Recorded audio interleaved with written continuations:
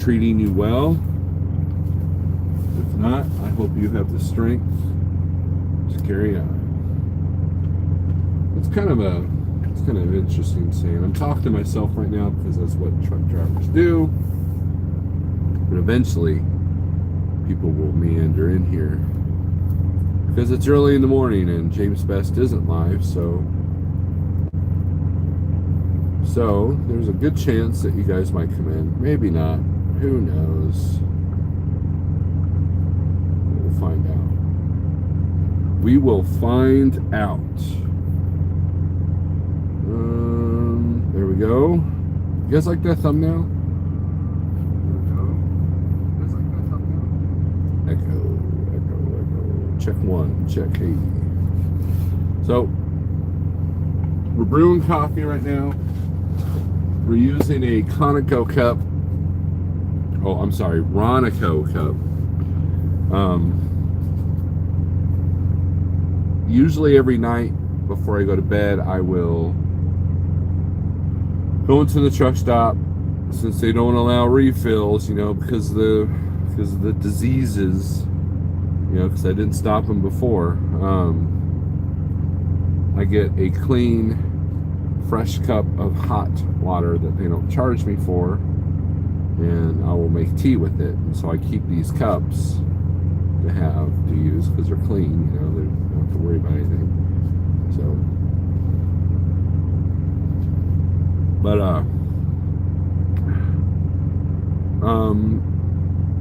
we'll get some people in here, and we'll talk about a few things. We'll talk about what the thumbnail means. We'll talk about why I'm sorry, and hope that our signal holds good here, and and we'll talk about a few things because there's a few things that need to be talked about. So let's see, we've got 11 people in here, so it's early. I don't know. I think every YouTube channel has a peak time, and I haven't quite figured out mine. I've done some weekend lives where I've had like 50 people, but I get nowhere near the numbers that the others guys do. But I'm also not the guy counting each person that comes in, and when I lose a person, I freak out about it. Those numbers aren't 100% accurate. So we got the Great Freight Sage Logic, we got Grafton, we got Clyde Garland. Hope all is well, Clyde. Light Bright, Jeremy Rice, Salty Pirate Investing Trading Stocks. Good morning, sir. I haven't seen you in a minute.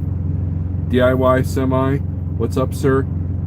DIY, I really like your channel. I really like your structure. I like your whiteboard thing about getting your own authority. And you brought up something that hardly anybody else brings up when they talk about getting authority, and that was health insurance. If it wasn't for my wife's health insurance, let me be perfectly honest here. If it wasn't for my wife having health insurance, I would not be able to run and do what I do as an owner-operator. Health insurance, health insurance and liability insurance are the two biggest expenses that people don't realize. We always think of car payment and rent and house payment and the toys, like four-wheelers and boats and RVs and stuff like that, but no one ever talks about health insurance. And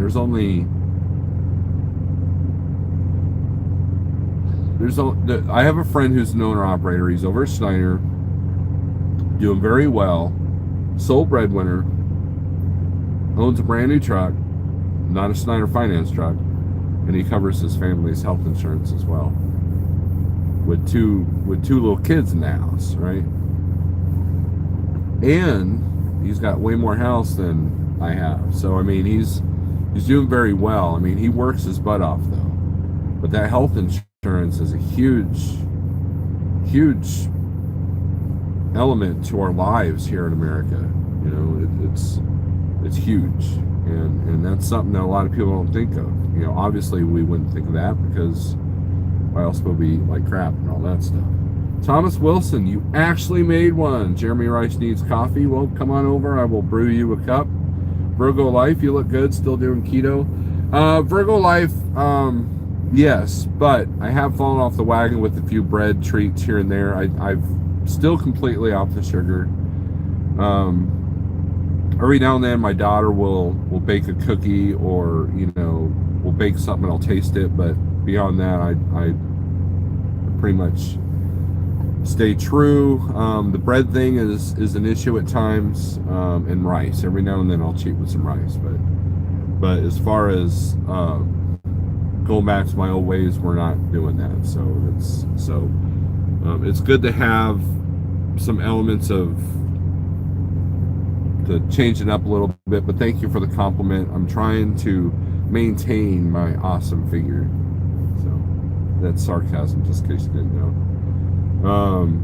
Thanks, brother. You're welcome. I pay $2,400 a month for health insurance. Thomas Wilson, that is crazy. That is crazy to me. What's happening? Daycab Gear Jammer, Virgo Life. How much weight have you lost total? I'm still at 120 pounds. I can't seem to go over that hump. I have to change up things, and I wanted to pick up on the exercise, which with the polar events we've been having, it's a little bit more difficult. But it seems like for the last, ever since I've been out, I think there's only been a couple of days of sunny running. When I'm doing the short stuff, I'm sitting at docks a lot, and so I need to get back in the habit of just walking around. But some of these customers don't let you walk around, and some of these truck stops are downright dangerous to walk around. Not because I'm afraid of being mugged or anything, but because I'm afraid of being hit. I watched 2 trucks tear out of this truck stop yesterday that were just reckless. 30 miles an hour in a parking lot is just insane. So a lot of times if I'm at a customer, I pick up in Niagara Water in Oklahoma City a lot. So what I'll do is that they have usually an open space. I don't have to worry about the yard guy, and I'll just walk in a circle. I'll put my headset on and talk to people, but I need to get back into doing that. I do have some weights in the truck. I have a problem with my left shoulder, so I have to kind of play a physical therapist on my own arm. But I think that and some intermittent fasting. I haven't quite been able to get back to my intermittent fasting for a minute, and so I think that's why I can't quite seem to get over that hump. So, but yeah, it's been about 120 total. But what keeps me going on the keto thing, guys? You know what really keeps me focused on my weight loss? My ring light's about to die. It's not even making a difference. What really keeps me focused, let's do this, is when I get a phone call from somebody and said that because of my video they lost weight.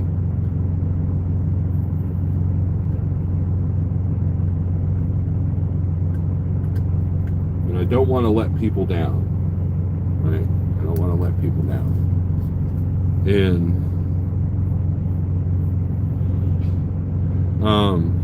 I've been dealing with a few things myself here lately. I've been dealing with some depression. Is kind of, depression's kind of like, hey, remember me? Remember I'm that girlfriend that you just can't get rid of? Remember me? I'm here stalking you again. And so we've been dealing with that. And I think it's just stress from different things going on, and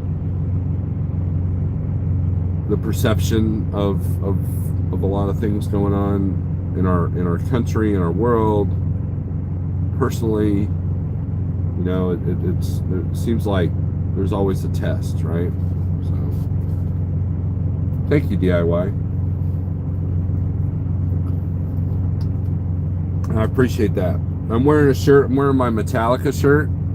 and it's a shirt that I wouldn't be able to wear with my old self. So that was one of the coolest things when I lost the weight, is I was able to wear shirts that I hadn't worn in a long time, or I could buy shirts again. Like I saw Slayer's last concert, right, their last tour, and I couldn't buy a Slayer shirt because I was too fat.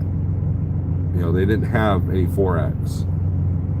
For that matter, they didn't even, well, they had a few 3X, but that weight loss thing had started, but I was only down like 20 or 30 pounds at the time, and it sucks because I could have spent easily $200 in shirts that day, because there's like a bunch of bands that and that was one of the, I know it's kind of sounds stupid to some of you, but I like heavy metal t-shirts. I mean, that's my thing, right? And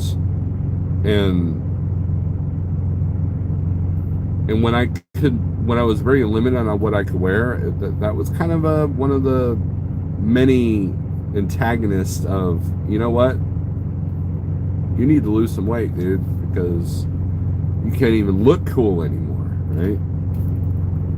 So you don't let us down, we let ourselves down, because your motivation, I've lost 160 pounds. Dalton Clark, that is awesome. That is awesome. That is,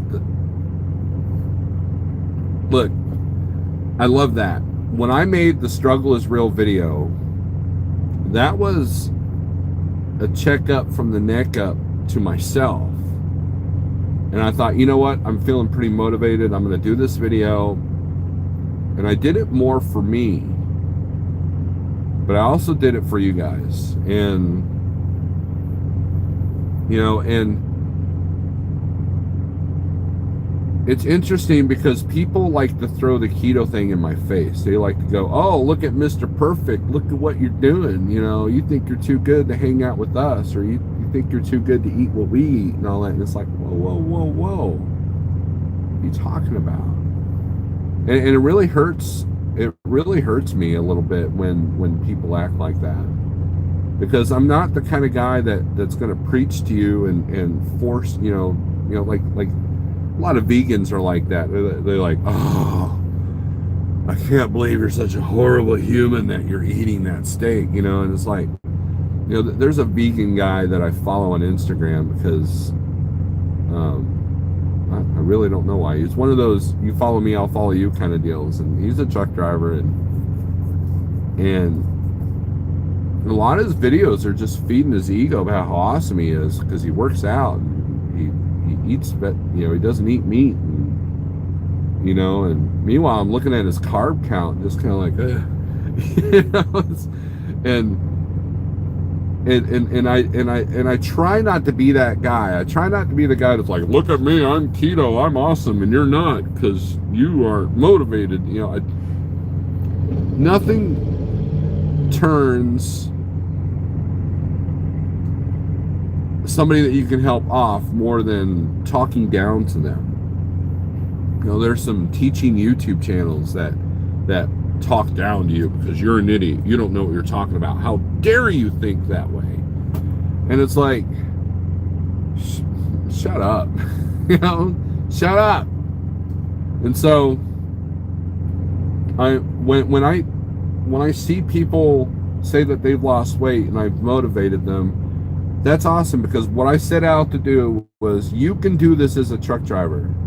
You can do this as a truck driver. It is possible. Is it hard? Yes and no. Once it's kind of like the spot market, right?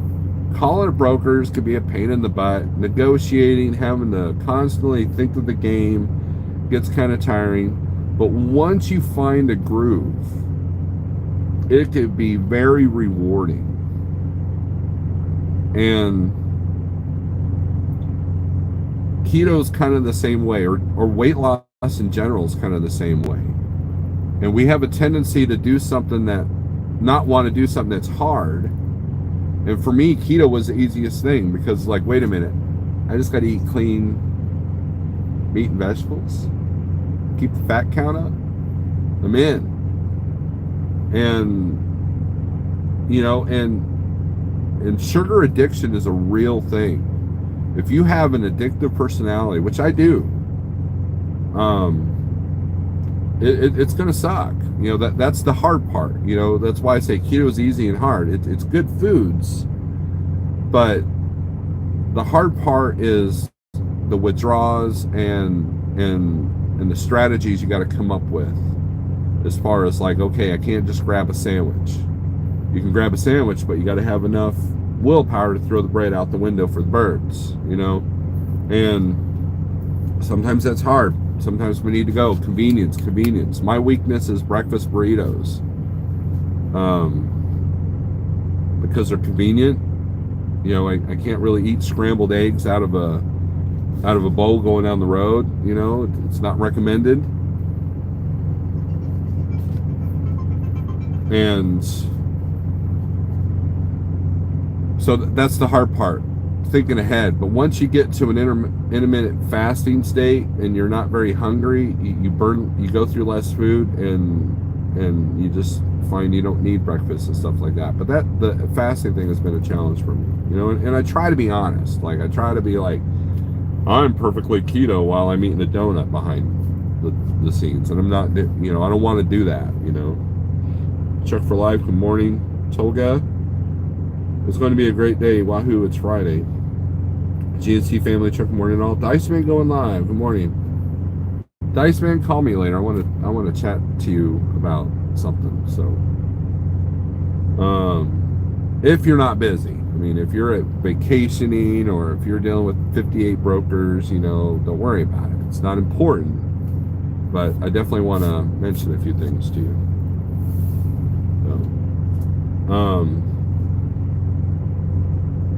So here I am talking. Other trucker James Best is alive. He's alive. Whenever you guys see James Best do one of his long live feeds with the keg, you kind of worry about him for a couple of days, and then a couple of days he resurfaces, and you're like, yay, he's alive.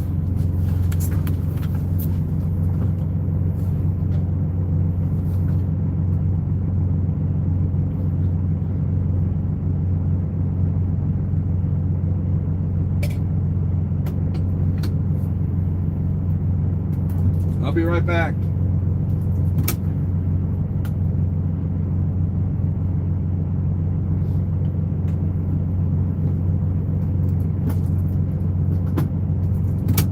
So we're going to talk about a few things. And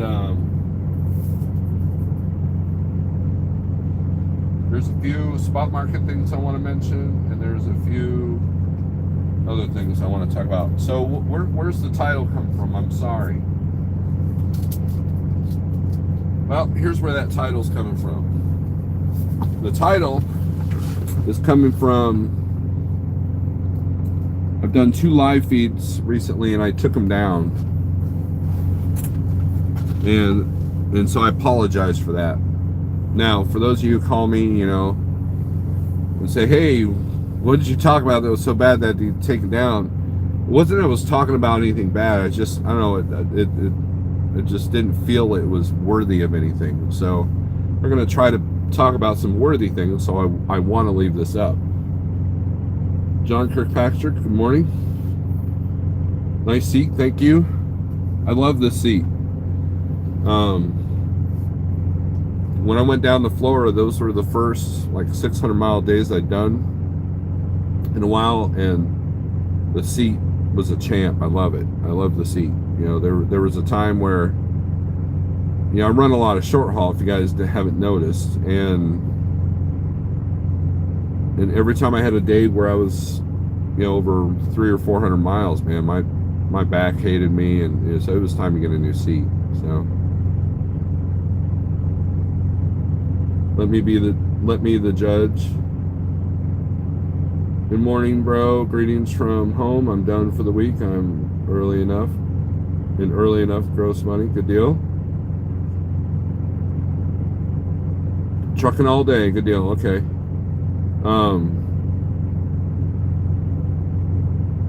And so that's where the title comes from. And plus, it's a little clickbaity because we're like, oh, negative. Oh, Steve's being negative. Oh, let's click in. So. And we could be negative if you want, but what's the purpose of that? So topic number 1. This is a spot market topic.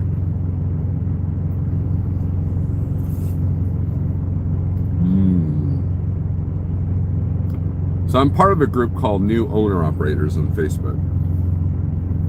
For some reason, Justin Taylor decided, hey, Steve, I want to make you the guy that decides whether who can come in or not. Now, admittedly, I try not to do that because who am I to decide whether who can be in New Owner Operators? You know, like I'm like that guy at the nightclub at the rope deciding who gets to go into the club or not, you know, and the questions, you have to answer 3 questions. 1 is, are you an owner operator? 2, how long have you been driving? And now I guess there's a 3rd question, because obviously some people have slipped through the cracks, not craps. That's gross. You know, leave a phone number or email or something like that. And number 1, what I found is the majority of people wanting to request to be a new owner operators are dispatchers with dispatching companies. Now, if you have a dispatching company, that's great and all, but when a Facebook group has more dispatchers than owner operators, that's annoying. And you have people that like, oh, I was a trucker for 6 months and I had to get off the road, so I'm gonna be a dispatcher. And look, there's a need there because there's a lot of people that have entered the spot market since the rates are so good. Everybody bought a trailer, everybody's renting a trailer, everybody's getting the closest truck that they can get, and they're, you know, a lot of people have gotten their own authority. We've had several drivers over here at Like Trucking get their own authority just in the last 3 months, and we're fixing to have a couple of more, you know, so it's a common thing. So, you know, a lot of these people that had dispatchers, you know, whatever company they were at, they need help, and I get that. And people are capitalizing on that, which is good. But, you know, I sometimes you talk to a broker and you wonder if, you know, they get all upset because of the rate you tell at them, and they might even go off on, like, well, a year ago you guys were doing it for this, and go off on you for asking for such a ridiculous amount of money. And it's like, do you not understand the volatility of the spot market? Do you not understand supply and demand? Do you not understand that your world, you might be able to sell a load for $500 one month, and then the next month that same load's going for $1,200. It goes both ways for us, right? You know, and so you have a lot of these people starting dispatch companies that don't understand the volatility of the spot market. You have a lot of these people that starting dispatch companies that are basically a guy with the phone looking at a load board for you. You know, whereas you got some that are like, they'll actually help you with rate cons and carrier packets and act almost as a manager, which could be an effective tool, especially if you're on your own authority and you got to run, and you don't have time to look at the load boards. You don't have time to fill out carrier packets and rate cons. And, you know, and that's one of the biggest luxuries of running for someone like Jeff, is that he handles that. I don't have to deal with, I mean, I deal with my own rate cons, don't get me wrong. But the carrier packets I don't have to worry about. You know, so I can literally book a load, call Jeff, say you got a carrier packet on the way, and I'll start heading that way towards the customer while he's filling that out. And then he'll even sign the rate comp for me, you know, after he looks at it. You know, and so, but he's got a vested interest in that. In other words, he's not going to allow me to put myself in a situation that could jeopardize his company. In other words, you know, he's called us a couple of times, said, hey, you know, did you look at that fine print on that rate con and notice that it says this, and this? I'm like, And you'd be like, no. He's like, well, you need to look at that and decide from there. He's not telling us not to do it, but at the same time, he's telling us the risk. And that's incredibly important. And will your friend that's dispatching you, with his phone looking at the low board for you, is he going to do that for you? So the fact that there's this huge surge of these dispatch companies wanting people to pay them 5 to 7% for doing something that you can do yourself, that seems to me a little absurd. But if they're doing some actual management and can actually have some negotiating leverage, then it might be worth it, right? But let's say you went to a 75-25 company and then you're giving someone 7%. Well, now your percentage is less than what you would do at Landstar or Schneider. Well, no longer Schneider if you're on the all-in board, but so it's a cost analysis thing, and maybe that 5 to 7% is worth it for someone to teach you how to deal with brokers and how to do carrier packets and how to read rate cons and all that. And so it makes the transition easier. I can see the need for that. But when I have 130 requests to join new owner operators and 90% of them are dispatch companies, well, the dispatchers are starting to outnumber the truck drivers, which is absurd to me. The gatekeeper. I am the gatekeeper. Marty, topic number 1. I am number 1. Thank you, Marty. Hey, Haggy, what's up? With rates like this, you don't need a dispatcher, but when it hits $1.50 a mile, different story. James Best, actually, I agree with that, because look, right now, if you're not picky about where you go and you just follow the money, it is hard to find a dead market right now. And you can literally book at the dock right now. That's how crazy things are right now. Remember back in 2018, all the travel local guys did this 30K in 30 days, and that's how good the rates were in 2018. That's what's happening now.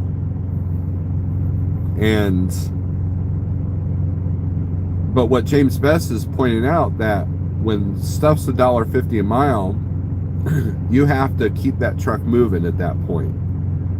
And so booking ahead becomes important, time management becomes important, and there's literally no time to lose. I remember at Landstar there was a few times where I couldn't call on loads fast enough. They were disappearing. And the spot market could be the same way. That was happening yesterday. Loads were dropping off as soon as I called them. So there's a little bit of a capacity shift I'm seeing. Not much, but a little bit.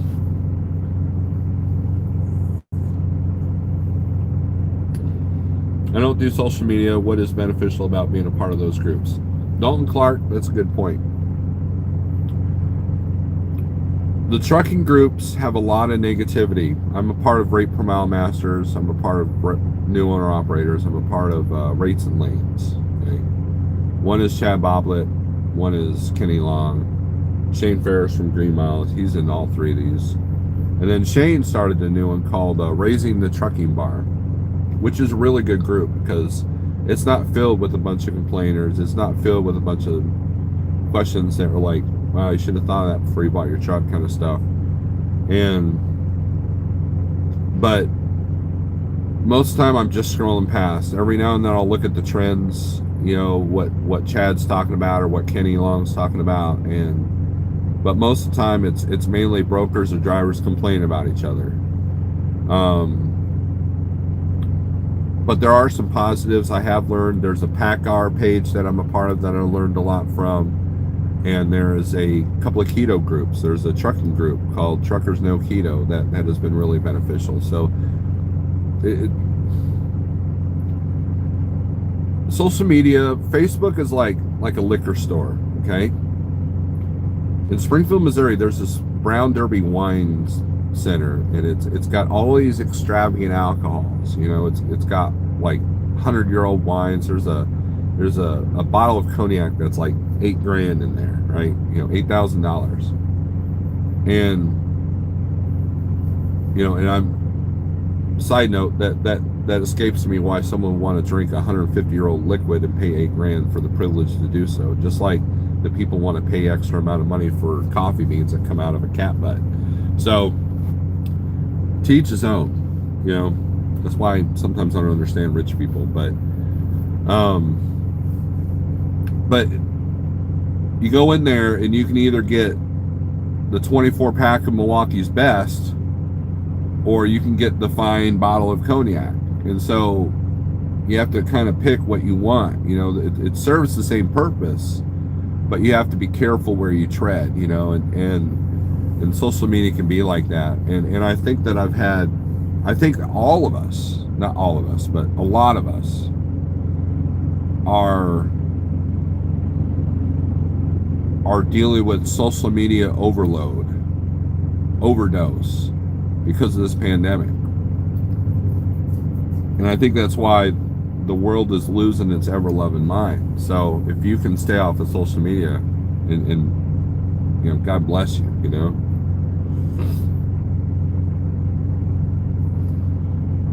A good dispatcher will make up that 5 to 7%. That's true. That's because Mr. Jeffrey Like is a mentor that was a driver, and understand your company is lucky to have an owner that cares. Kenny Long's last video was good. I've heard it was. I haven't watched it yet. John, if you know the whole truth, you would not say that. Says Thomas Wilson. Good morning off to Salt Lake City. Greg Zimmer. Look at you go, Greg. Look at you go. I'm not brave enough to go to Salt Lake City anymore. I was brave when I didn't have to pay for the fuel and pay for the truck repair, but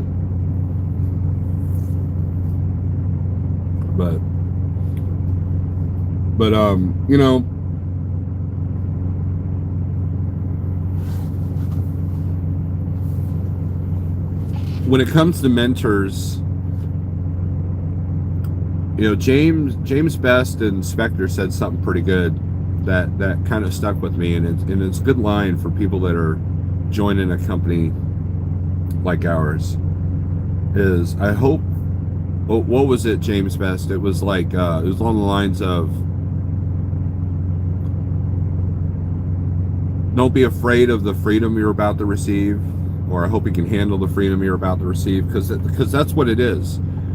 When you go from a company like Schneider, who micromanages your every move, and you go to a spot market company or your own authority, and you go, man, what do you mean I could unplug my ELD and finish this run? Because there's no consequences, right? Well, I mean, from the company, because you're the company, right? There's a lot of consequences. And so a lot of people shoot themselves in the foot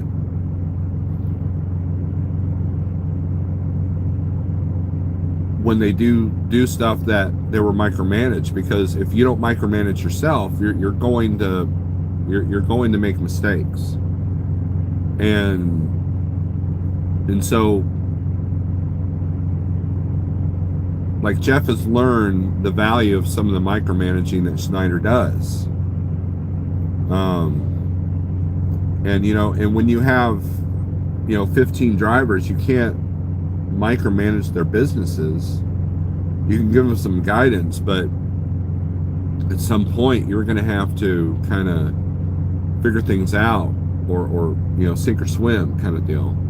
And there's a lot of really good information out here, and there's a lot of really bad information out here. And beware of people that make blanket statements, because trucking is not a one-size-fits-all. I mean, just if you're sitting at a truck stop, just look in front of you. How many different styles and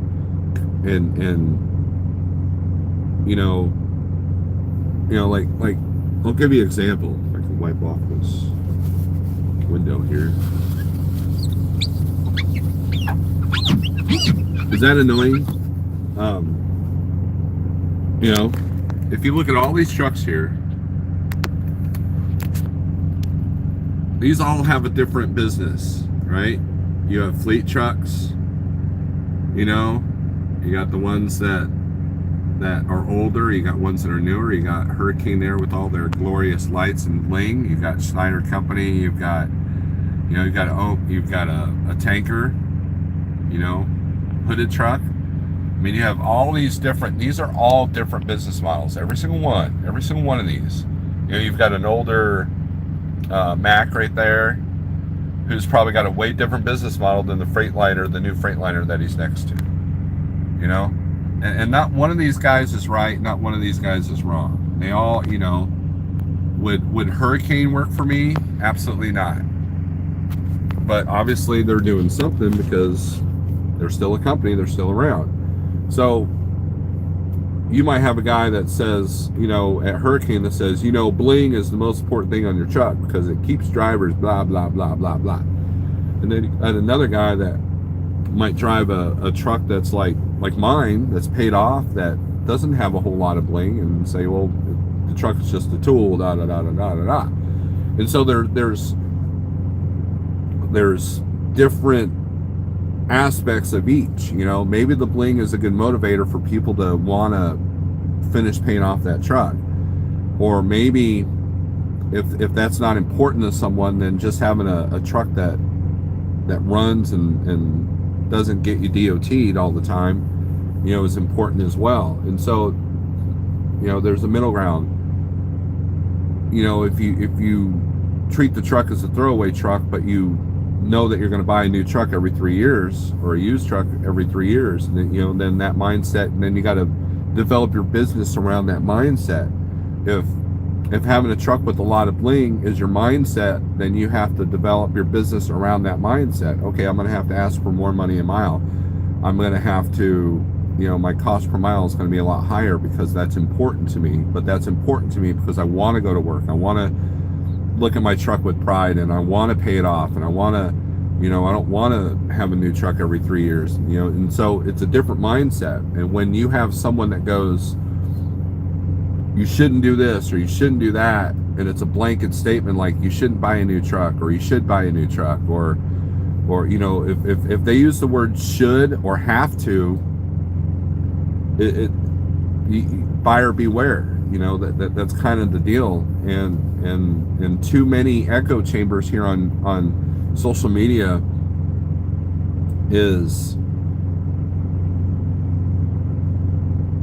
can be draining. You know, there are times when I look at my notifications and it just wears me out, you know, and I have to put the phones away. I mean, there are times when I take my personal phone, I shut it off for a minute while I'm driving so I can listen to some Spotify on my other phone, and business phone's always on. But you know, I can be my own worst enemy as well. You know, I'll sit at a truck stop trying to look for a load, and then people will call me and I'll stay on the phone, and then later on I'm like, well, shit, I can't find a load, you know. So like, oh, idiot, stay off the phone, you know. So it's you have to know yourself is the bottom line, and you have to set yourself up with the foundation. A lot of people don't know how to do that. And so every single one of those trucks I was showing in the video, that those are foundations that someone, either they or their companies, created. And that's how they run their business. Schneider runs their business different from Hurricane. Those two trucks were sitting next to each other. Perfect example. And, you know, their goals are different, their freight is different, their contracts are different. And so when you have somebody on YouTube saying you have to do this, you have to do that, or you should do this, you shouldn't do that,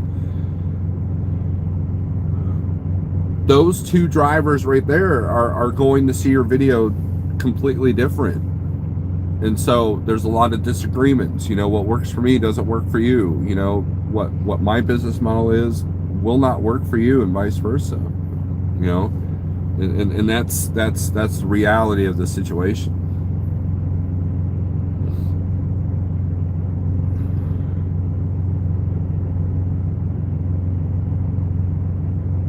Greg Zimmer says the dispatch service is a wonderful thing, at least for me. Good deal, Greg. Drivers should have years of experience before they try to self-dispatch. My drivers that let me dispatch them make considerably more than the self-dispatch ones. DIY semi, that is absolutely true. I agree with you, because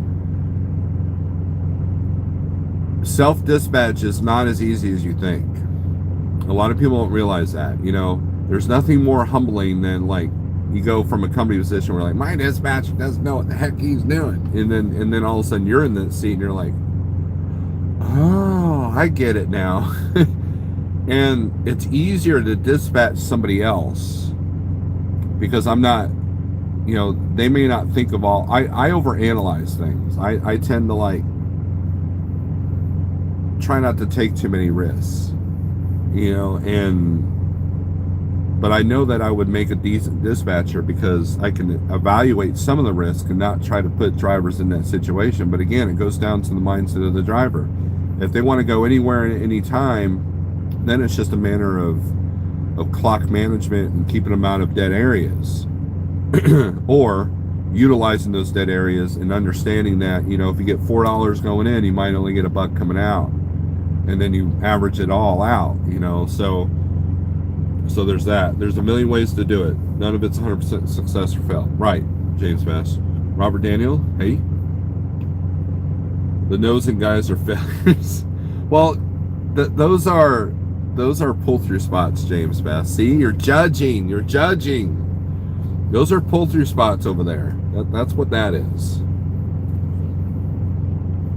Trucking industry is great. There's a blanket statement for you. Whatever, Chucky. Light loads. Let's compare a Hurricane girlfriend to a Schneider girlfriend. Trucker Review Channel. Good morning, people of the world.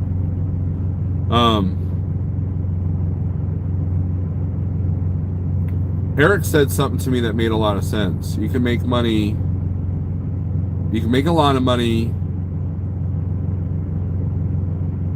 Well, what was it, Eric? If you're still in here, you can make a lot of money in trucking, but not with trucking, or something like that. It was one or the other. It's such a good statement that I remember it word for word. So there you go. That's how idiotic I can be. But I knew what he was saying. Because I know a lot of good, smart business people that won't take that step to being an owner-operator because they've done the numbers, and the numbers, it doesn't work for their situations. And that's a big part of it.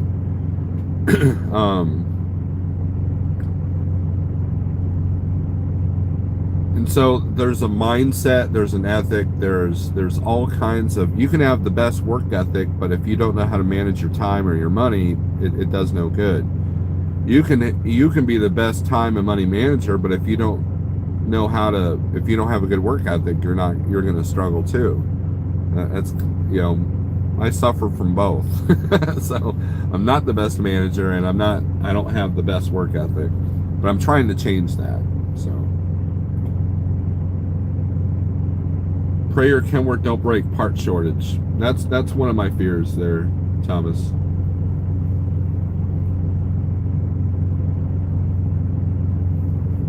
By having a paid off truck, if this thing takes a $20,000 dump, it can sit in the driveway and I'll get another one. No big deal. But, I mean, I say no big deal. It is a big deal, but that was kind of the goal of paying the truck off, is to have that option.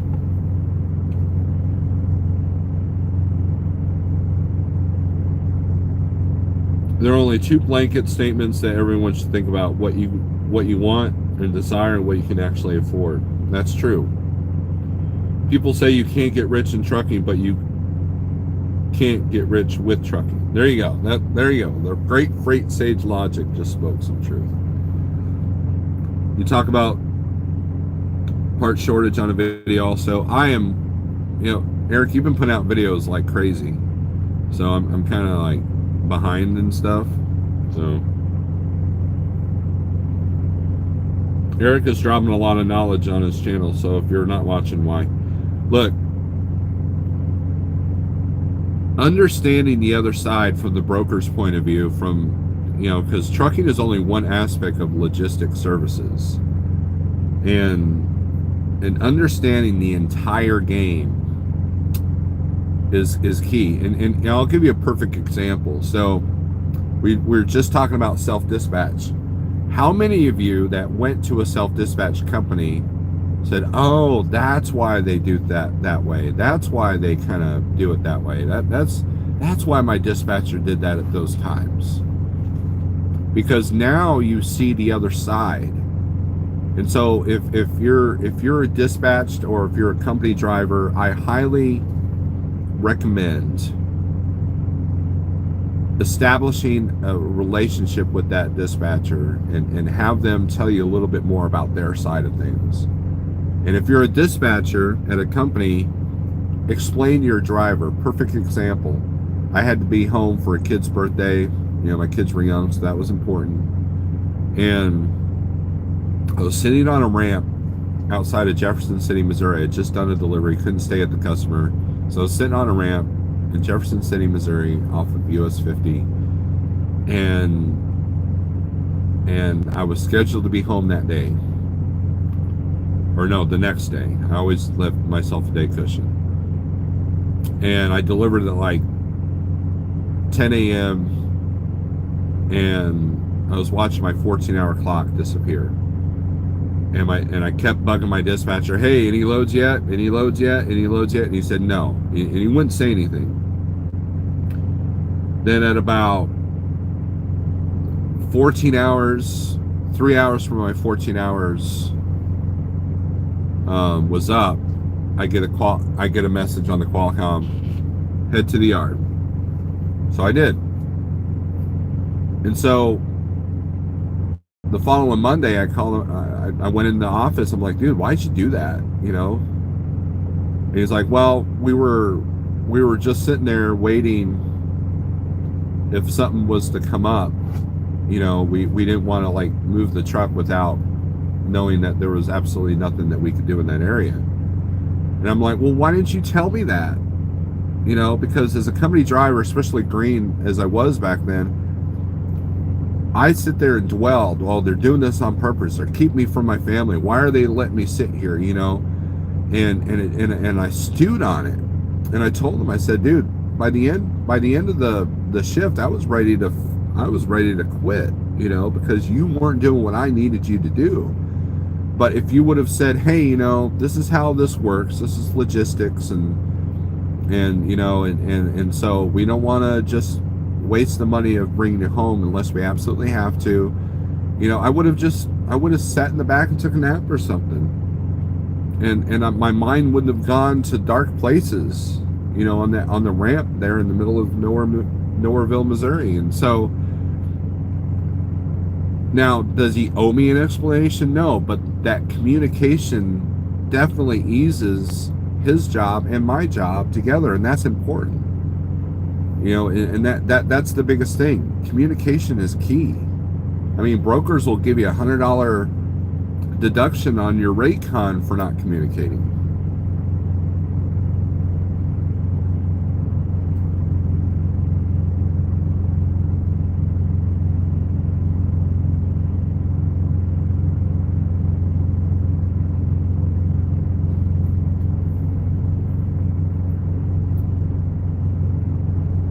Pigtail, what's up? So the other thing we'll talk about is the game of trucking, the game of dealing with brokers. And so going back to the Facebook groups, one of the questions that I see all the time, or one of the statements I see all the time is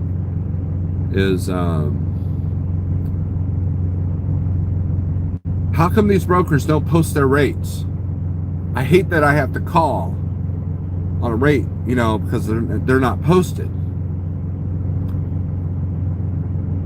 And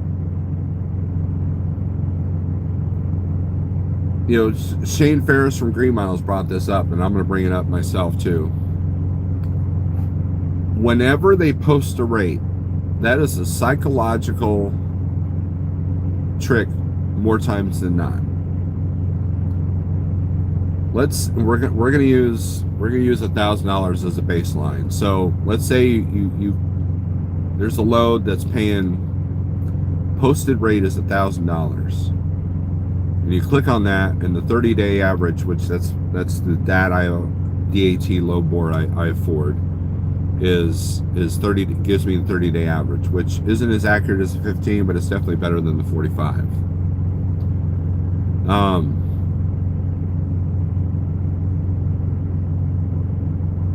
And the 30-day average is 1,200.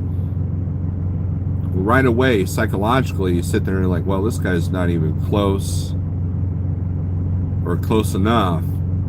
So you when you call, you almost feel like, I'm only gonna ask for 1,200, and he'll probably, maybe I can get him up to 11. I don't know. It's a psychological trick.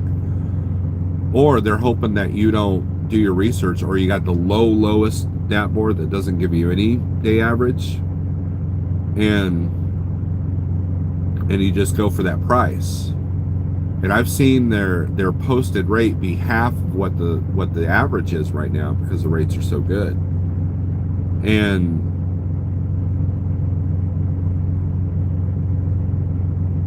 so I actually prefer it when they don't post a rate.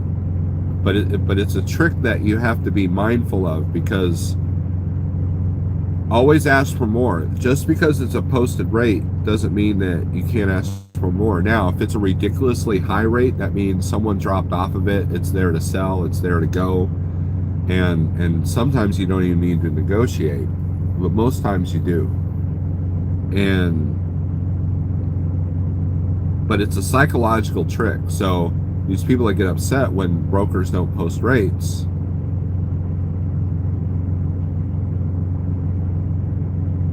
don't let that be a factor of when now on the opposite side, or on the other side of that, is, let's say the 30-day average on a load is $1,000, and they got the rate posted at 600. Well, you're not even going to call. Like they don't want you to call if you're going to sit there and ask for 1,200. They don't even want you to call, because they want to move that load as cheap as possible. So they're hoping to get that guy that doesn't do the research, that doesn't realize what's going on. And the ones that do know what's going on, they don't want them calling.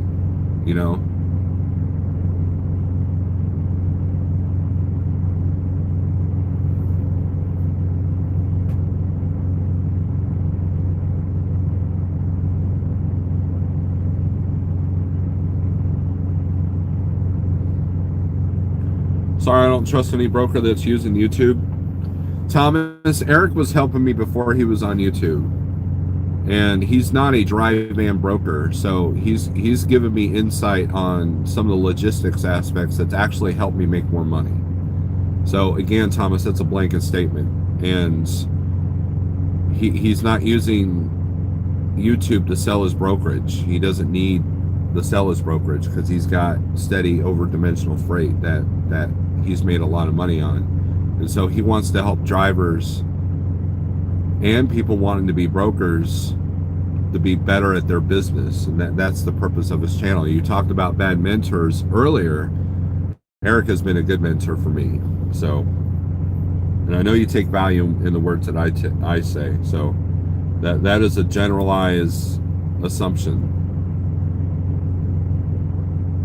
Even Eric says he can't stand brokers.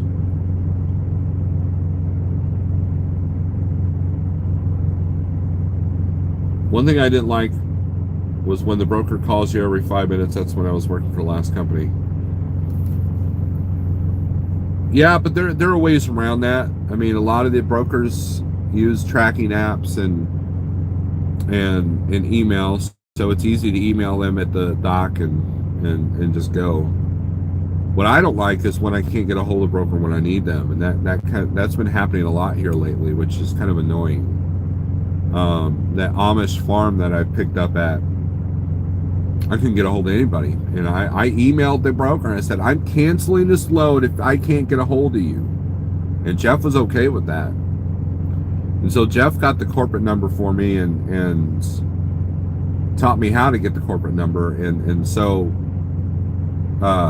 And Scott, SRO Logistics, he helped me on the LinkedIn aspect, because I'm not on LinkedIn, and so I was able to get a corporate number and call them, and they were able to get the information I needed. And then finally the broker, like, oh yeah, sorry, I was having an early lunch. What, at 8 o'clock in the morning? You know, and that's the thing about COVID world, is that a lot of these brokers are working from home. So, you know, you call them up and you hear the dogs barking in the background, or a kid pulling at their, you know, shirt tail or whatever, and you know, and I get it, but at the same time, it's like, hey, I'm not calling for any stupid reason, and I know that there are drivers that are, so I understand, but still.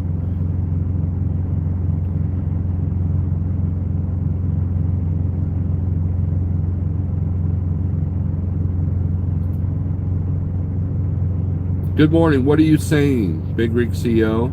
You are late to the game, Big Rig CEO. So,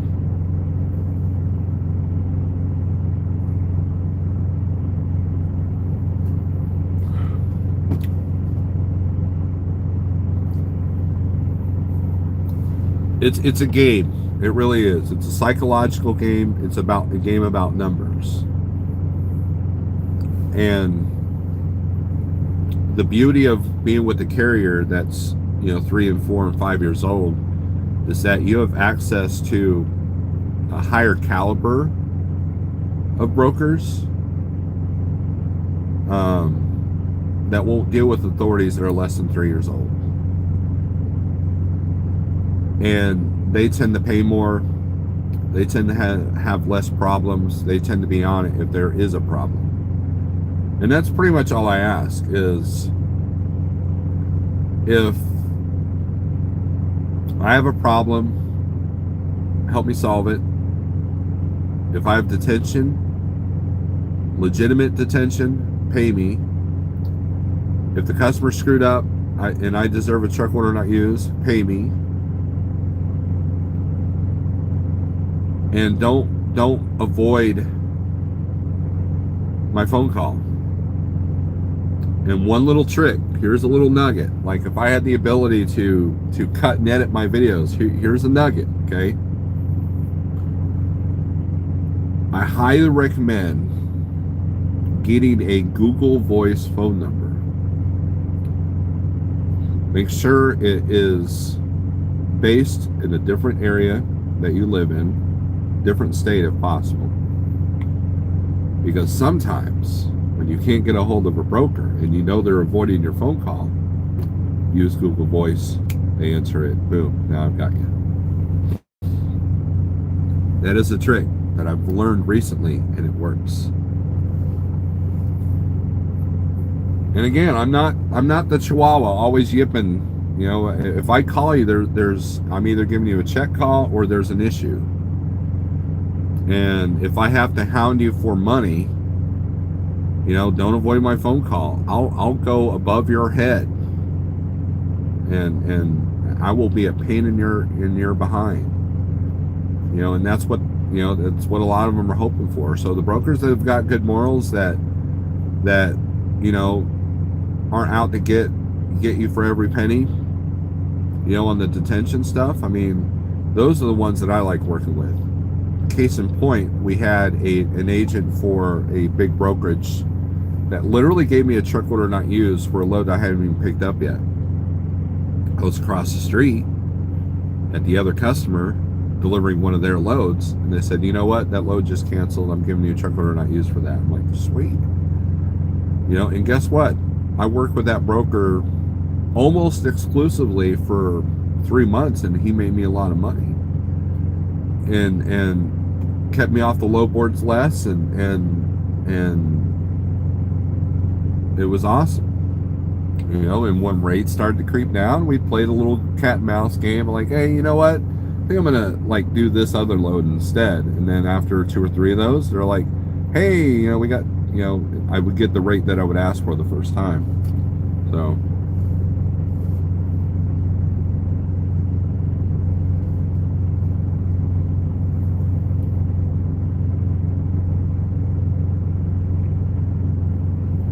seemed like there was something else I was wanting to talk about. We can get off trucking and talk about mental stuff for a minute if you want. So far, we've talked about keto, trucking, spot market.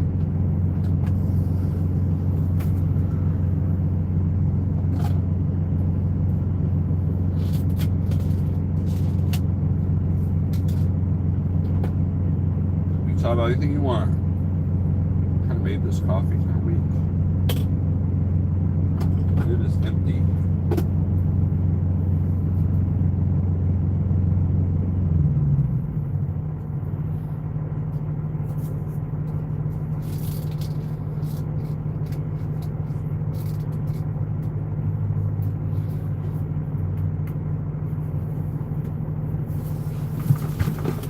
This ring light's kind of neat. Like having it right there is like the perfect amount of light. It's not in my face. Talk about the short posse. Talk about the short game.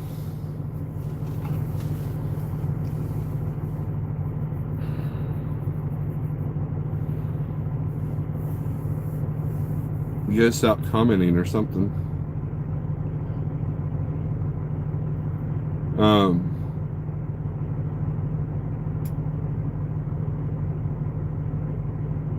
Did you guys like the thumbnail? I hope you liked the thumbnail because I stole that because I'm a thief.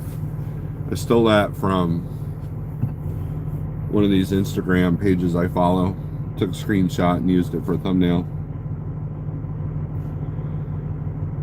We live in a world, and this pertains to trucking and pertains to everything else. We live in a world where it seems like everybody's losing their minds. People are stressed out, and there's a lot of negativity and discontentment and hate out there right now. And whether you're working in the spot market or going into a dangerous city or watching the news, by having a calm mind, you know, and I've talked about this a lot, and I get made fun of for it. But you don't have to react to every single little thing that happens. You want to be able to analyze situations. You know, and I know that's hard. It's hard to have a calm mind when you've made 20 phone calls to brokers and you either can't get the rate that you want, or it's all a bunch of stupid times that you can't do because you've already started your 14-hour clock, which is kind of what I'm going to deal with today. You know, for example, so here's a good example of what I deal with. So when I delivered, was it Wednesday evening, the guy that unloaded me, it was those pallets from the Amish farm. He said, "Did you know that like 4 stacks of these are wet, so you got a leak in your trailer?" And I'm like, "I do." So he let me go in there. We looked with flashlights. I couldn't find anything. I did see some water on the bottom of the nose of the trailer, which I've had to seal that leak before. I don't know where that leak's coming from, but it's not coming from above. And it only happens if there's a complete gully washer, severe thunderstorm, slow down to 45 miles an hour, everybody's got their 4-ways on, kind of rain for a consistent length of time. But I've had, you know, half a foot of snow on this trailer and not have any moisture come in, so I know it's not coming from the roof. And so I said, well, they did put those pallets in wet, I think, you know, because they were sitting outside when I showed up. Some of them did, and that's where those pallets were. So, but I wanted to make sure. So, I drove over to the Big Apple truck stop, and just, you know, ate dinner or whatever. I didn't deal with it at that point. I went in there and looked, and I still couldn't see anything coming from the roof. So the next morning I got up, thanks to someone that gave me the suggestion of using the leaf blower. I got the leaf blower out, got some rags, some paper towel, wiped up all the water that was starting to dry in the metal part of the trailer, and then use the leaf blower to kind of dry things out, wipe some things off, and put myself in this direction of the wind and just sat here with the doors open. And I was very selective of what I was going to book. I didn't want to book rolled paper. I didn't want to book something that, I didn't want to drive 100 miles to get something rejected. So I was looking for a needle in a haystack load wise. So I didn't want to sit here all day either. So this load I picked up, I call in a load, and it was like literally Miami, Oklahoma to Joplin, Missouri. I'm like, that's 30 miles one direction. I'm like, yeah. So I called him up and asked what the product was and what was going on with it, and it's like, you know what, that's perfect, because if they reject my trailer when I get there, I'm only out 30 miles, right? So I minimize the risk. I minimize, what the potential. I wasn't going to drive 200 miles and then get my trailer rejected. Especially going into Oklahoma, I don't want to be in a deader area. I would have that confidence in Springfield or Kansas City, but not in like Tulsa, So we agreed on a rate. That wasn't bad. It's not a great daily rate, but it's something, right? It was better than what else was out there, but a carrier had dropped off of it, and there's more on that when I get to that part of the story. So they loaded me, and they said, yeah, you can deliver straight through. The Raycon said it was originally supposed to pick up at 9 and deliver at 2. It said they'll work you in on both ends. So about 5 miles, I get a call from the broker saying, hey,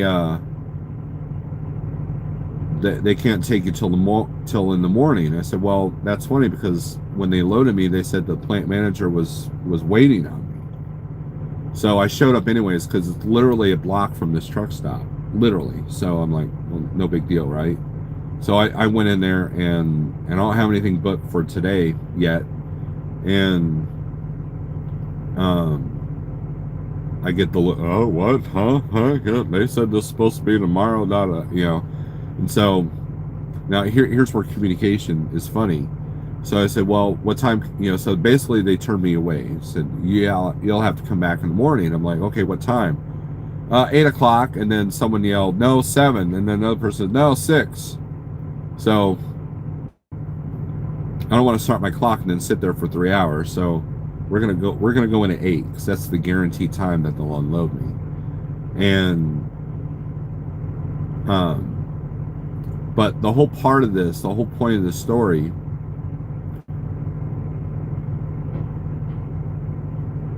is that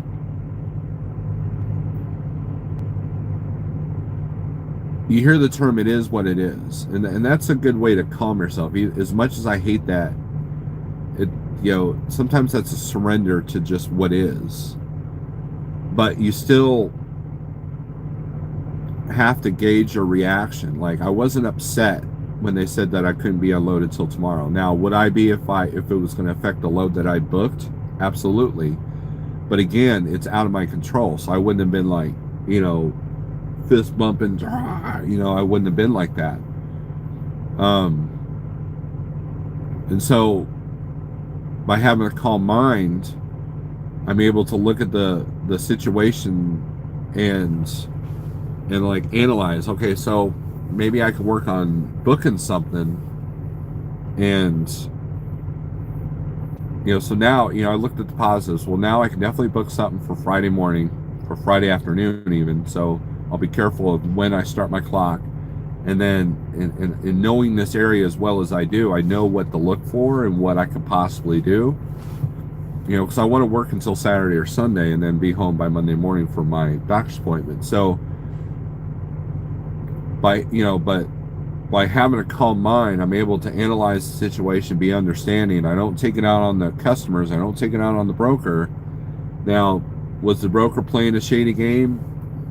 Who knows? But I do know that when I showed up at the plant to pick this product up,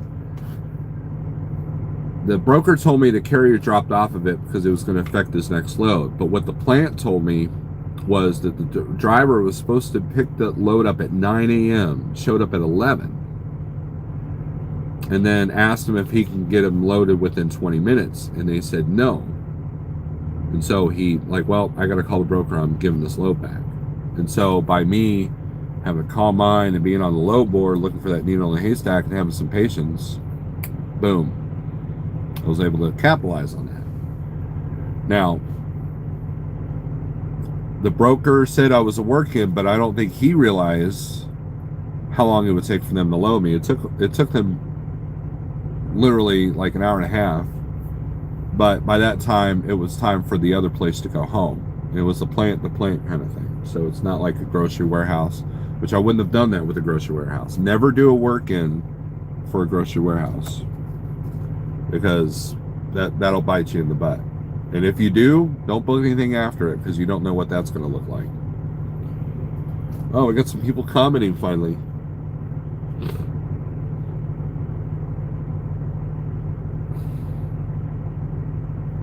You ever get up my way in Wisconsin? No, DIY, I don't get up in Wisconsin. To be honest with you, I used to. I used to go up to Minnesota quite a bit as a company driver, but in the spot market, I've kind of stayed out of that area for the most part. Now in the summertime, I might go up there a couple of times, but it's not my normal running area.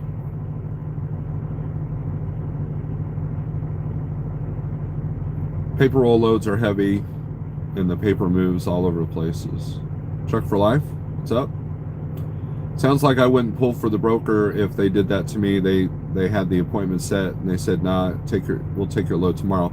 Well, but that was out of the broker's control, because I was a work-in. I went in knowing I was a work-in, and because it took them so long to find a truck like me that willing to do that. So I don't fault the broker on that one, Mr. Chapstick 2010. What's the code word? High-speed chicken feed? I have no idea what you're talking about, other than you've been to Memphis. Come on, Snorelord, if you want 80 viewers, you need to be in your basement with a kegerator next to you crying in your beer. Smooth trucking, that's mean. Other trucker for life. You have good and bad brokers. A broker yesterday was vague in describing the load. A TQL broker I'm working with now is on my Christmas list. TQL has become my preferred brokerage. Shane from Green Miles has talked about being a preferred carrier for TQL. Sometimes, look, you guys got to realize that sometimes when you call a broker, you're actually talking to a guy working for an agent who doesn't have the authority to say yay or nay on rates, or doesn't have all the details, and so recording phone conversations and email paper trail are important, because if the broker says something like, "Yeah, this is a metal recycling plant, this is clean metal," right? And you show up and it's a metal recycling plant, I said, "Well, you stated in the email and on my recorded phone call, which I know you're recording too, that this was not a metal recycling plant, and I don't do metal recycling plants, so therefore we need to figure something out." So it's sometimes so now that broker has to find somebody else for that load. And so it's to their advantage to make sure that they have all the correct information, but sometimes things are out of their control. Now, are there ones that will, disregard information on purpose? Absolutely. So I avoid that situation by not dealing with recyclables, because sometimes you can't trust post-consumer or pre-consumer descriptions on recyclables, because I've been on that side of the fence. I've done plenty of metal recycling, I've done plenty of plastic recycling, and those two things trash your trailer. And when you own the trailer, that's kind of a big deal. When you don't own the trailer, do what you do, but just know that it could affect your bottom line on the food grade aspect of those loads. So yeah, broker told me load was sheet metal, shipper and receiver was scrap yards. Worst I've ever been to, done with scrap yards. Me too. There was one in Lufkin, Texas that was just absolutely horrible. I barely got through there with the tandems all the way forward, and it was, if you don't have some backing skills, it was a nightmare. If you knew going in the load was going to be funny, then they aren't lying to you about appointment time. If they aren't being honest, why help them, Good morning from Secaucus, New Jersey. Doug, what's up, man? New Jersey. It's been a minute since I've been to New Jersey. There's a good possibility I might be taking a private trip up to New York this summer. So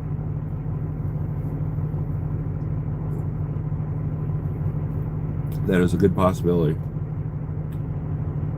I took this load down here to Key West, Florida, because I had a load coming out 400 miles out. They canceled my load out, so now there's nothing here. I'm going to have to deadhead out. Trucker for life. That's the name of the game, though, right? By having to call mine, you don't let it get to you, and you learn from the experience, and by learning from the experience, hopefully the next time you go in, and hopefully now you got a good enough rate that you could deadhead out. So when it comes to a place like Key West or Miami, or anywhere in Florida, to be honest with you, by accounting for the what ifs, if it's not paying above a certain amount per mile, I won't do it. I learned that lesson the hard way. And by having a calm mind, and not getting emotionally charged by it, I close my eyes. I'm like, all right, this is okay. We can deal with this. And if you take a loss, you take a loss. Do that over and over and over, then that's when you have problems. And that's the thing. If a person's company is wound so tight that you can't afford any kind of loss whatsoever, like how many people said they stayed at home because they were worried about the truck breaking down because they couldn't afford to fix it. So that shouldn't ring in your head that there's a problem. That didn't ring a note in your head that you've put yourself in a situation that's not good. That's what I mean. You can be you can crunch numbers all you want. You can have, I think that sometimes by me not having as many bills as some other owner operators, I think that hurts me in the end, because when it's go time, I know how to do it, but getting myself to do it can be a challenge. And so I'm guilty of staying home a little bit too much in the past, and currently a lot of it's weather related, but there's other things going on in my house too. So but sometimes I look at myself, I'm like, am I using it as an excuse, or do I just, and so after this doctor's appointment, I told everybody, look, shit's just got to be handled, and I gotta go, and that's just, because I want to make up for the lost time that I have, because I do know a big breakdown is probably inevitable, and I want to be able to deal with that. Could I deal with it now? It depends on how big it is, but at the same time, am I going to take this truck out to like Washington with 45,000 pounds? Absolutely not. But I can still make money in the Midwest, and I can minimize the wear and tear on the vehicle, because I don't have to be wound so tight that I have to have $1,500 a day, but at the same time, because I don't need $1,500 a day, then that's where, well, I struggle a little bit, because I tell the Snyder Finance guys, I said, look, you've got a better chance of surviving the spot market because you've had to hustle to make that truck payment. And and when you have a $4,000 or $4,500 a month truck note, you learn to hustle pretty quickly. If you don't, you're done. And so the only thing holding back is your limitations on yourself. If you got to be home every 4 days and you got a $4,500 a month truck note, that ain't gonna happen. I don't care what business model you have, it's not gonna happen.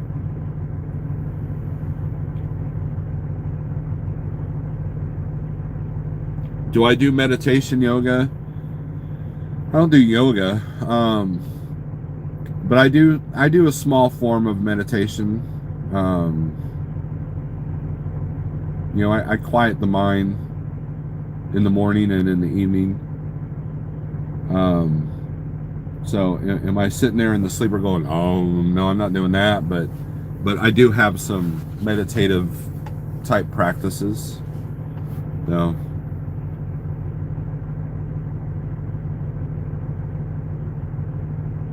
The great thing about Florida is flat, fairly cheap to deadhead out. You don't run the Midwest. There's a difference between needing $1,500 a day and wanting $1,500 a day. I know that, but there are people out here that need $1,500 a day. And Big Rig CEO brings up a good point. There's a need and a want. And I've let my truck sit because I couldn't get what I want. And therefore I never got what I need. And so there's a balance. There's a game there. There's a balancing game, If you want $1,500 a day, don't go to Southern Florida without realizing that you may not get $1,500 a day. But if you need $1,500 a day, absolutely don't go to Southern Florida because you're not going to get it.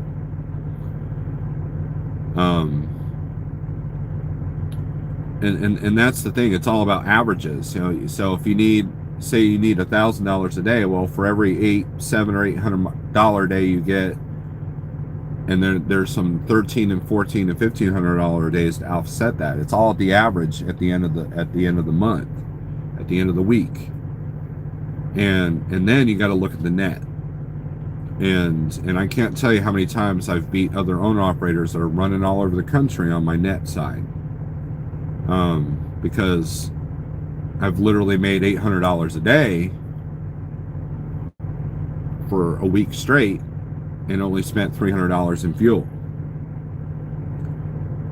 And so when it comes to running long, that's been a little bit of a mental challenge, because it's like, wow, I can run 2 days around here for $2,200, or I can go down to Florida for, at the time, $3,500, and then have to come back, at the end of the week.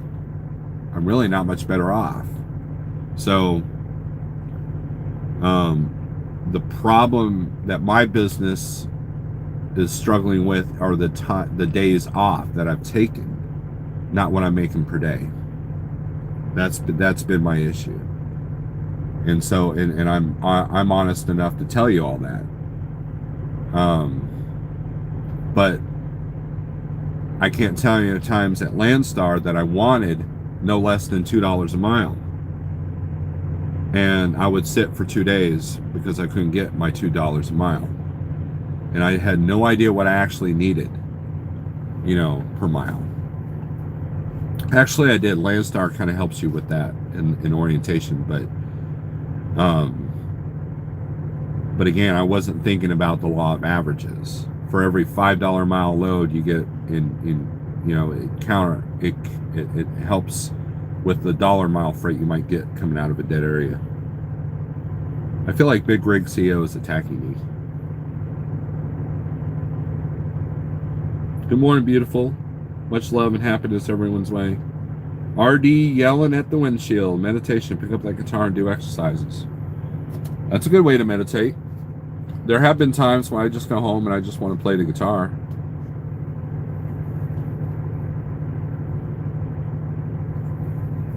Kind of therapy I need is some band practice is what I need. Get together with the group and jam. I got 250 mile to come down here to Florida. So the math on that, so was that 250 to you or 250 to Landstar? So 2.5 times 0.65, that comes out to $1.62 a mile.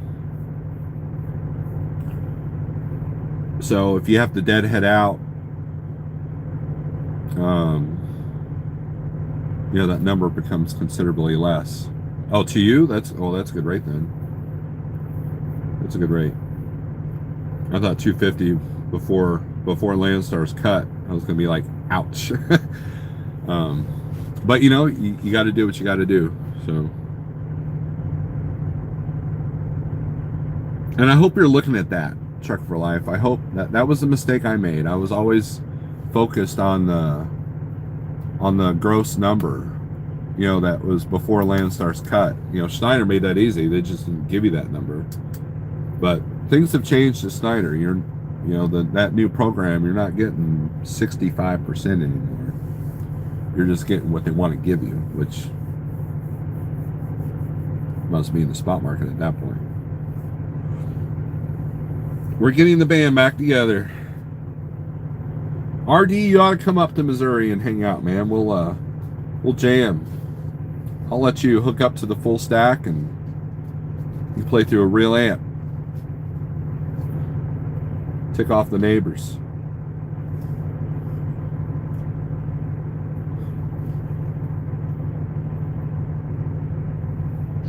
But again, who am I to tell you guys how to do your business? I can only give you insights on the mistakes that I've made and am currently making. So it's kind of like the keto thing, it's a learn as you go process. And by being distracted and depressed, I find myself having trouble, spreading my wings. I almost said spreading my legs. That would have been gross and stupid, but stretching my legs, stretching my legs or whatever. But after Monday, I'll be stretching my legs for sure. So.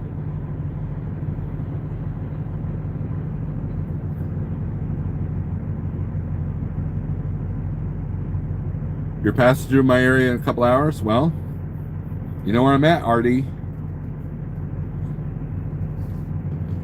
We're not going to jam on the amp, but we can at least, hang out, and you can buy me a cup of coffee because I deserve it and you don't. No, I buy you a cup of coffee. You got to pay for fuel in that truck of yours.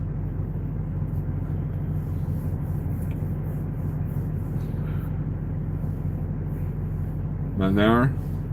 Well, here in about 45 minutes, I'm going to try to get this truck unloaded and start my day. And then about 8 o'clock, I'll get on the low boards. And the Click and Go app had something that I was bidding with them, but they were being stupid with the rate. So, no bueno. But if they don't fill it, I'll just capitalize on it.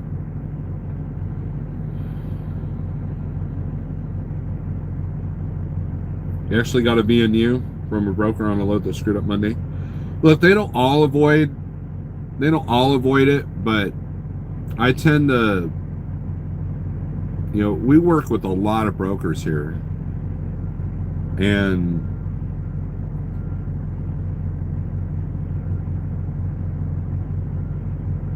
when it's cut and dry, it's pretty easy to prove your point. But when there's a gray area,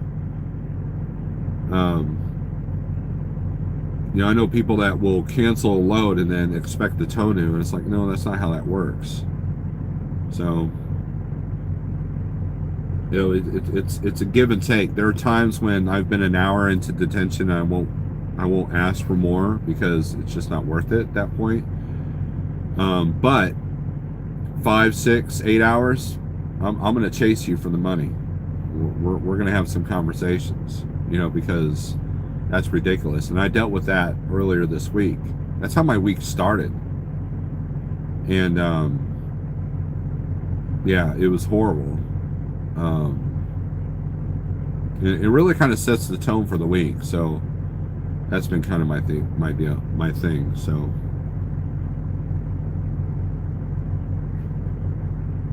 I'll be in Fort Smith before noon. Yeah, you better haul butt, dude.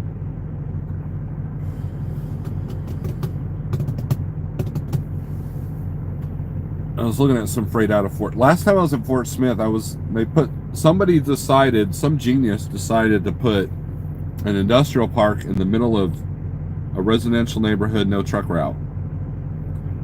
So Garmin was all over the place. Google was like, it's so easy, it's just do this. And so you call the customer and you realize you got to go in a certain finagled way. and even then, your tandems better be up. And that was the last time I was in Fort Smith, and I broke my airline backing into this dock. That was just like, they gave you that much swing room for your nose. I hope you're not going there, RD, because your truck will have trouble with that one.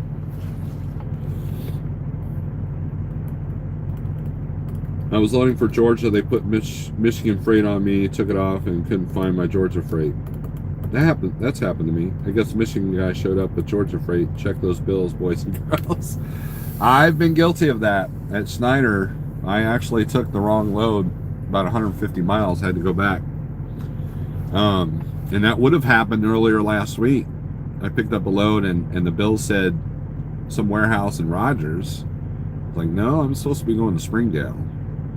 And they're like, I came in and told you guys. You said it didn't matter. I guess it mattered.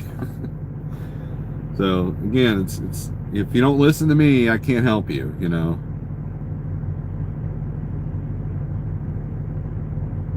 Artie, I don't remember the name of the place. That was like 2 years ago.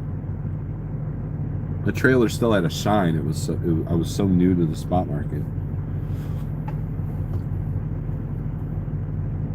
But if it's in a residential neighborhood, then that's the same place. It was a good paying load. And so what I ended up having to do was, it was the trailer line that broke. So luckily I got it in the dock before I lost all my air. And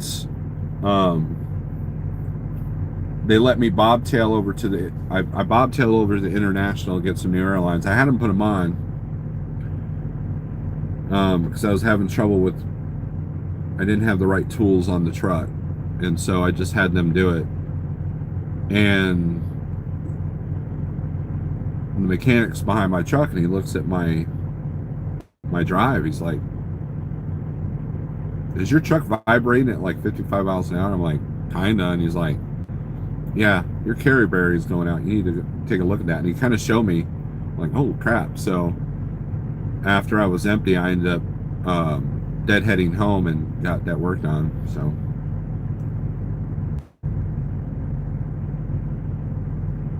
if you went there, and I'm going, you'd probably remember. It's an easy one to remember.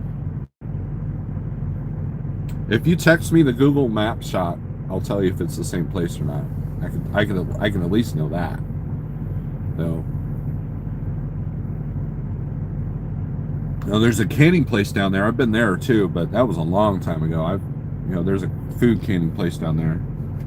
So, but any other comments, questions, concerns, something that I was going to address that I forgot because I've got early signs of dementia? Is there anything else? If not, we're going to cut this video off. We've been at it for an hour and a half. I will leave this up because I think that I've said a valuable thing or two.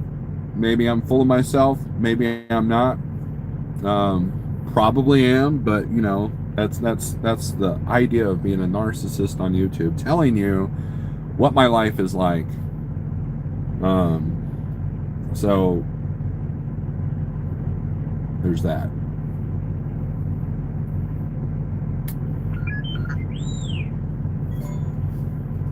Oh no, that's not where I went. I'm looking at your text now, RD. No, that's not where I went.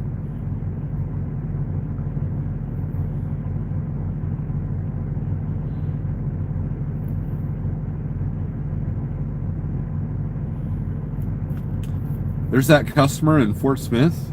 I didn't know that. Oh, you going to a store? If you're going to a store, that might be a different situation.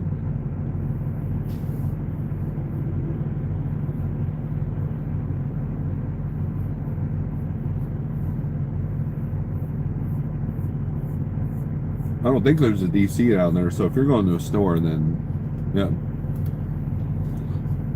should be all right. There's that word, should. I despise that word. You should be able to deliver today. They should take you when you get there. That part should last you another 100,000 miles. You shouldn't have to, change this out. They should have fuel when you get there. It shouldn't do that. It shouldn't. It shouldn't. You know. It shouldn't. It shouldn't say that it's that when it's this. You know how many? Thanks for the video, says Great Sage. John, you're still live? Yeah, the stores are good, man. I actually like the stores because you can spend the night there usually. Usually. Not all the time, but usually. Good morning, Steve, says Anthony. Iceman going live, huh? So, all right, guys, thanks for watching. I hope that today is pleasant, profitable, and if you're a company driver, don't listen to people that say you're just a company driver, because I know company drivers that are doing very well because they know how to invest their money. And trucking is just kind of a side gig for them. So don't ever let anybody use the term just a company driver and think that, you know, less of yourself because of that.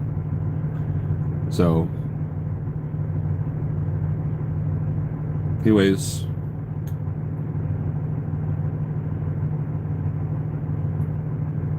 as RD said, there you go. Be good to each other. Make sure you like, subscribe if you haven't. If you made it this far, thanks for watching. There'll be a couple of GoPro vlogs coming up this week, hopefully. Knock on wood.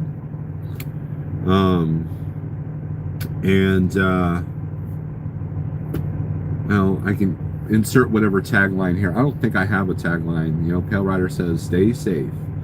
And Big Rig CEO goes, keep the shiny side up.